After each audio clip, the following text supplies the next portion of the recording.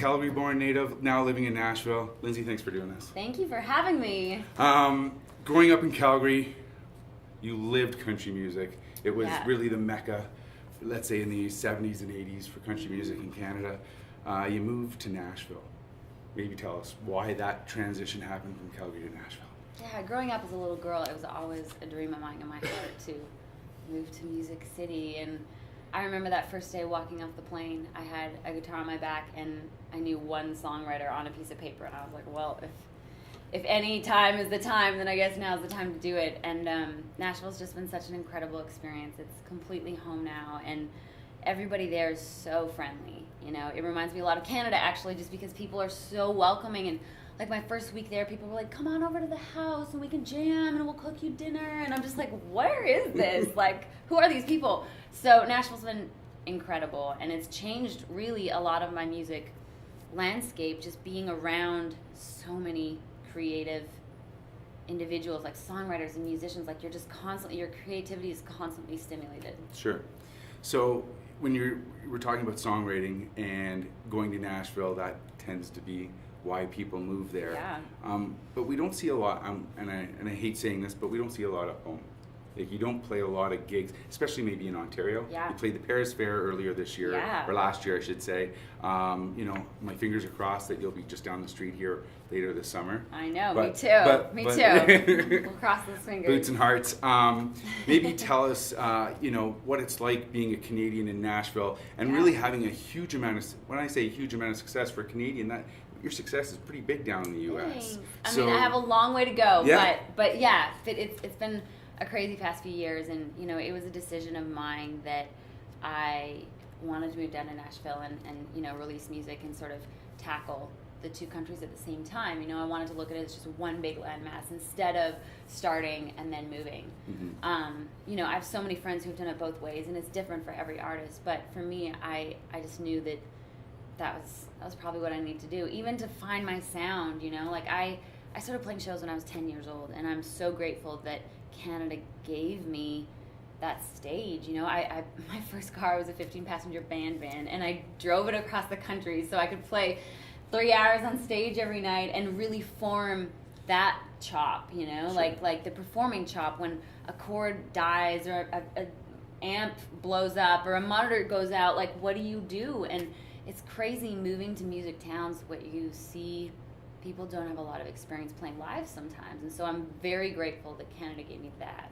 And I guess I just felt that I needed to dig a little bit deeper into who I am musically, and I wanted to collaborate with the songwriters, with the producers and musicians in Nashville, respectively. And so yes, you're right. Now it's like, it's much bigger landmass. It's a much bigger place to try to tour and tackle. And you know, I know it's taken me a little longer, but I hope that, you know, once the ducks are slowly getting in a row, that things are going to click, and you know, now I'll just have a bunch of music fans to go tour to. Sure. You're on this huge tour. I think there's Yeah. 38 dates on this tour. Crazy. Jennifer Nettles, yourself, Brandy Clark, and Tara Thompson. How does it feel to be going out with that all-women group and really, you know, showing the world that, like, hey, Yeah. we can do this, you know? It's amazing. Everything CMT is doing right now for women in country music is just so remarkable. You know, they did the CMT Next Women in Country tour last year, and they've just taken the whole thing and made it that much bigger this year. Like, getting to go on the road with Jennifer Nettles and Brandy Clark, and Tara Thompson and I are sitting there and getting to watch these ladies who are veterans of their craft, you know, songwriters and performers, and they're just so good at what they do. I mean, one of my favorite things is going to be over the next few months is getting to watch them sing every night. Just how much I'm going to learn from both of those ladies. So I'm super excited. I feel honored that CMT wants me to be a part of it. And I think it's a really exciting time for females in country music right now, you know? Like, the ratios and whatever talks have gone on, but the ratios of males and females on the radio have obviously been up and down, as Sure. they always have been. You Sure. know, you look back in decades, and sometimes there's more females, sometimes there's more males, and it's Yeah. cyclical, but I feel like there is a really cool attention on females right now, and the caliber of what females are writing is at an all-time high, and I think that is the thing that's getting people to be like, you know, Yeah, Yeah. there's all of these female artists out there who are writing great music, and so the fact that we have an opportunity and a stage to bring it out to fans is really exciting. I know we're talking about you, but you're on tour with Brandy Clark, Yeah. an absolutely incredible songwriter. Amazing. Like absolutely. Like amazing. Any chance you two might get together I on a really bus hope and so. get to write some stuff? I really, 'cause- really hope so. We just got to meet for the first time back at CMA Week in Nashville a few months ago, and so I really, really hope that just throughout even the course of the tour we can get to talk a little bit and then maybe set up a future writing session. But I have so much respect for Brandy and what she does, and she's a true artist. Let's talk about new music. Yeah. You know, an EP on its way. Uh-huh. Can you tell us a little bit about it? I feel like this EP has been in the making for like the past 15 years of my life.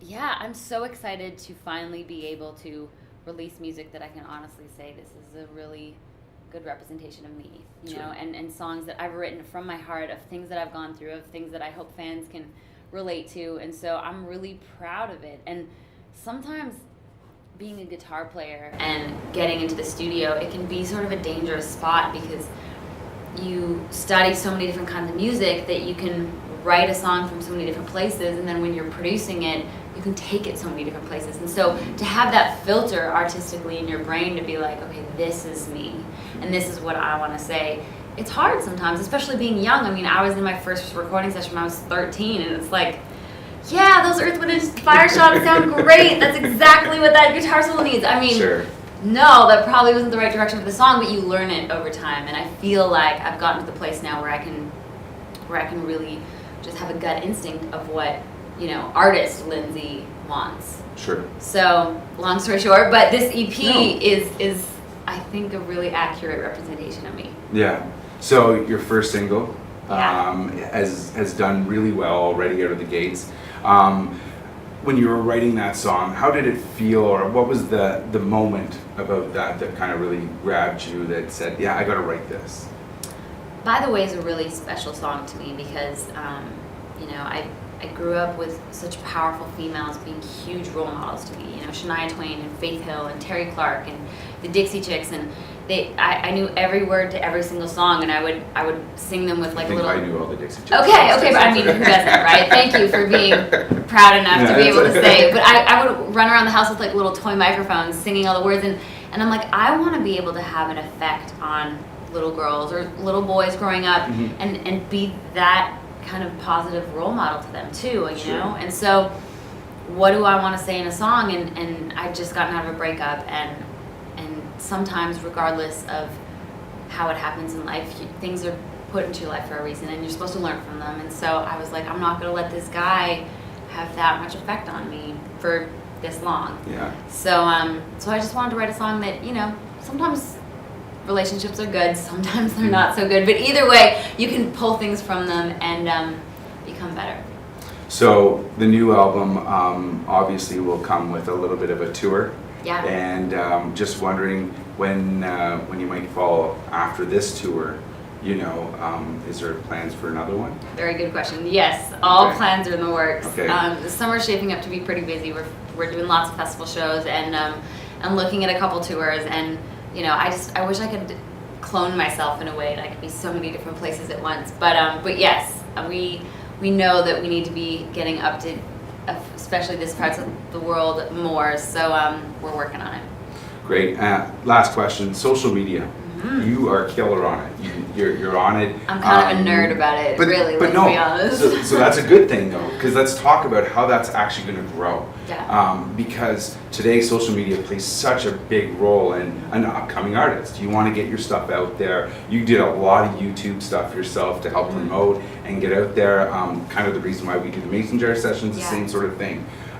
Maybe tell us a little bit how you feel social media has changed what you've been able to get to. I think social media is a game changer, especially in the past few years, watching how a lot of people in the entertainment industry have just embraced it. And the fact that you can get on Periscope, which is connected to Twitter, if people don't know, and it's like a live stream link that people can go on and see where you are at in real time, wherever in the world. But it's amazing, the fact that somebody across the world can click on a link and see what you're doing right then, right there, and write you a question and you can answer it. It just makes the world seem so small. You Yeah. know, even when we were touring in Europe, it's like, man, like technology just makes it like one big universe that you can get to the other side of it in 10 hours, you know? Yeah. So so I feel like it's a tool there that if artists don't use, they're a little crazy not to. Yeah.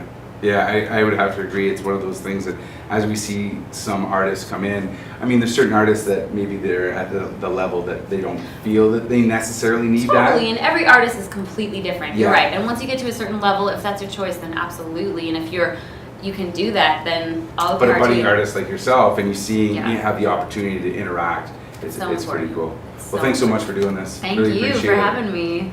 Lindsay Ell, folks. Bye.